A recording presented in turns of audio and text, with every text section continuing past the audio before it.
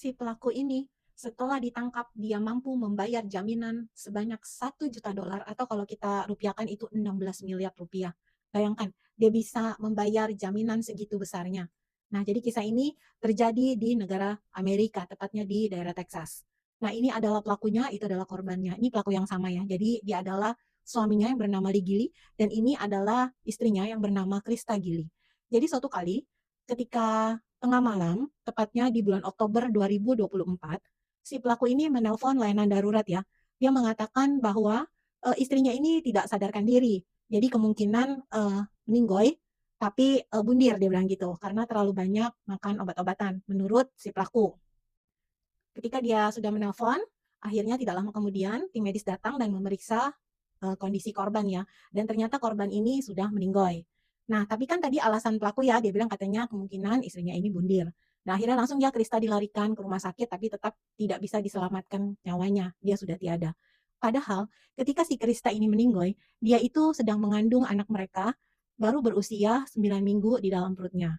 Nah, tapi ketika dokter melihat jasadnya si korban ini ada sesuatu yang aneh, karena di sekitar area wajah gitu ya, ada memar dan seperti ada trauma fisik, tapi dokter belum bisa, menuduh gitu ya, tapi harus diotopsi. Akhirnya setelah tim forensik dia mau otopsi korban dan betul saja, tim otopsi itu mengatakan bahwa korban ini meninggoy akibat diceki sampai kehabisan nafas. Jadi dia bilang kan karena bundir makan obat itu salah dan itu dibantah oleh pihak rumah sakit.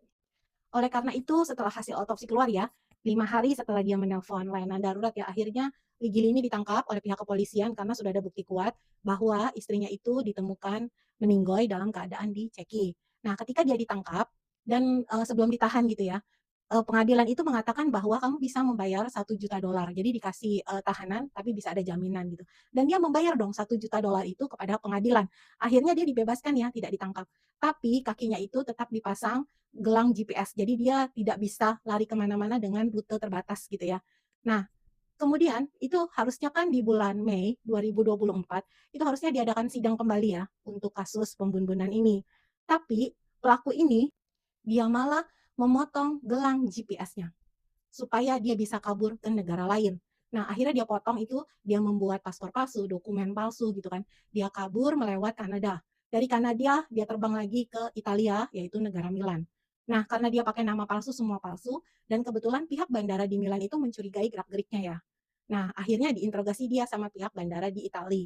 Dan dia akhirnya mengaku bahwa dia sedang tersandung kasus di Amerika atas pembunuhan istrinya ini. Tidak tunggu waktu lama, pelaku ini akhirnya ditangkap ya